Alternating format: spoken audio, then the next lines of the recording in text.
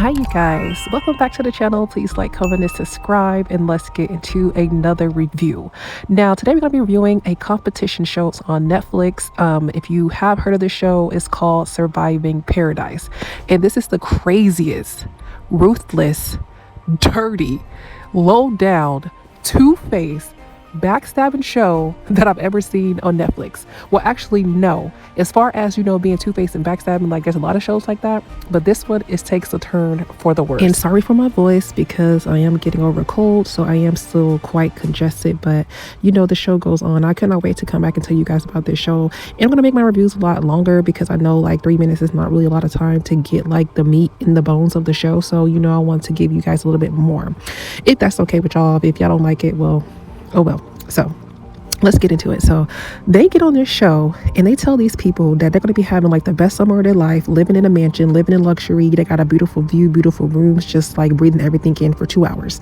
Just only to find out after the 2 hours is up that you got to go to the woods and live off of rice and beans, like until you get voted back inside the villa.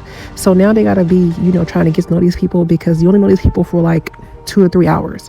So now you got to feel the vibes. You got to see who you click with, who you don't click with, who you have likeness with, who you don't have likeness with, and then you have to form some type of alliances with people that you don't even know, which is interesting.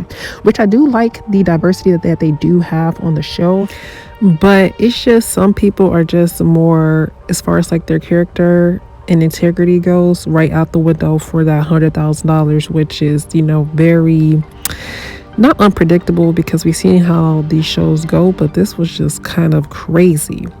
Like, I was literally shocked at some people's characters because sometimes you would like, do the good people win? And they actually do. Okay, when you go and you finish the season, you'll be quite surprised how people do take integrity in your character. They can see that. So people can see it and people can feel it, and honestly, good people do be winning sometimes. And I do enjoy the fact that in this show it definitely takes place unexpectedly. Now, so once you get into the woods, you have to survive off of rice and beans. No chicken, no steak, no crab legs, no shrimp, just rice and beans. So you have to dream about going into that villa, because if you're not ever voted up to the villa, you're going to have to stay in the woods the entire time. And some people was in the woods for like the majority of the show. Okay, and that pretty much sucks because some of them did have an alliance, but their personality, I guess people wasn't feeling it. So I was very happy that it did have twists and turns, because if that show did not have those twists and turns by the host, they would have never made it into the villa at all. They would have still been sitting in that woods eating rice and beans, trying to let everybody else go up before them. So would you let other people go up before you, or would you just focus on yourself? So that's really what the show is about. Like, are you going to sit there and eat rice and beans the whole time and hoping that your alliance help you get up, or are you going to take steps and matter into your hands to get yourself up out of that hard situation? And so you can see how each person is digesting the perspective of where they are and how they are trying to get up out of there.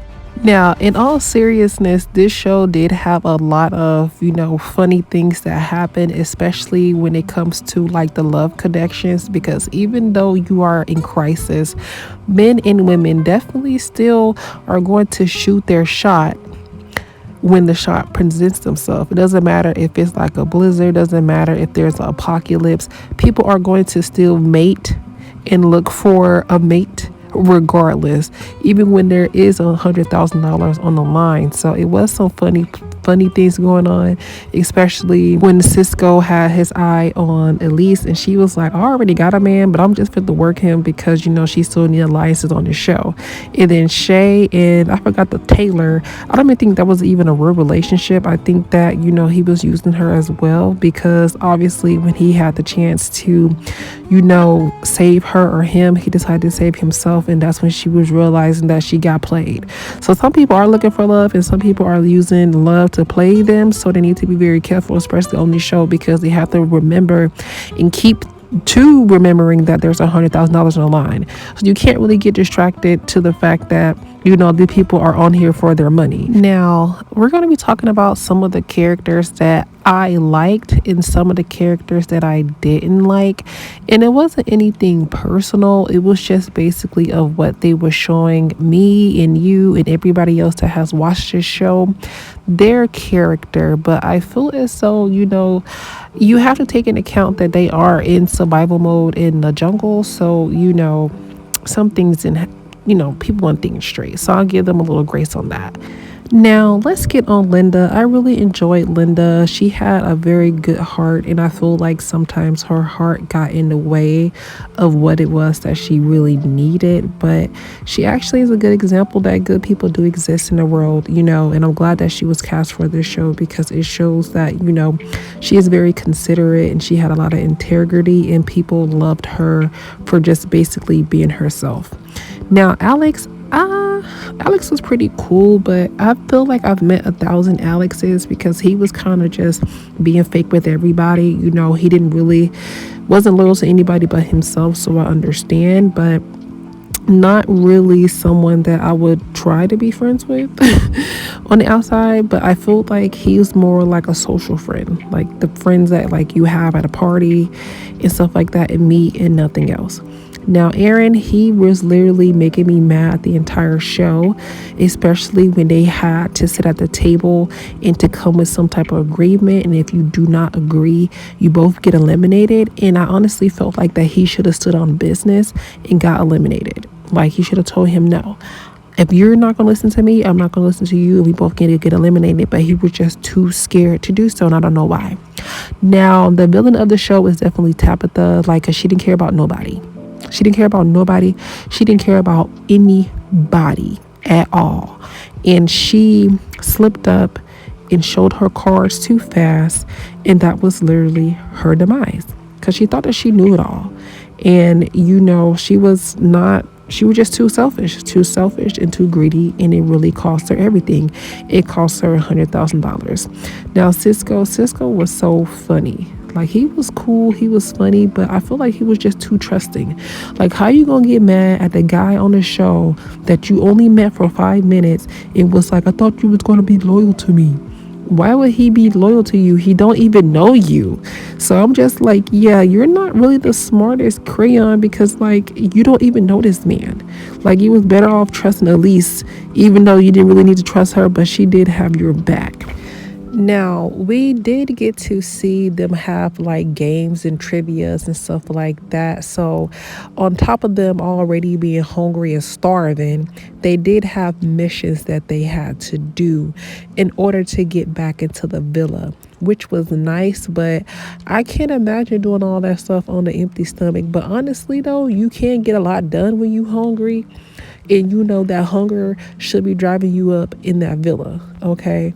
So would you guys get on this type of show for $100,000?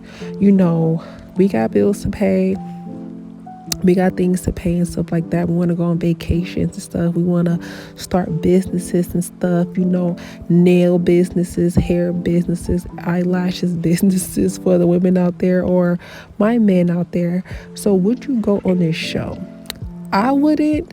I would if they put some chicken and some steaks out there in the woods because they had like some prop chickens there. And I don't understand why nobody cooked those chickens. I'm sorry, them chickens would have been cooked. I would have been feeling strong out there. While everybody was asleep, I would have been eating chicken wings, chicken thighs, chicken feet, all that. I don't care about what nobody's talking about. And like I said, I understand that people characters was on the line, but they hungry out there in the woods. Like, I would not be in a good mood. First of all, when people are hungry, they are not in a good mood. I'm trying to get into that villa. I'm just gonna be honest. Like, don't talk to me today. Like, are you voting me in the villa? That's will be my question every day. Are y'all gonna get me up there? Like, is that what y'all want to do? Like, are y'all getting me in this villa or not? Like, are we cool or are we not? So If you have seen this show, comment down below, what do you think?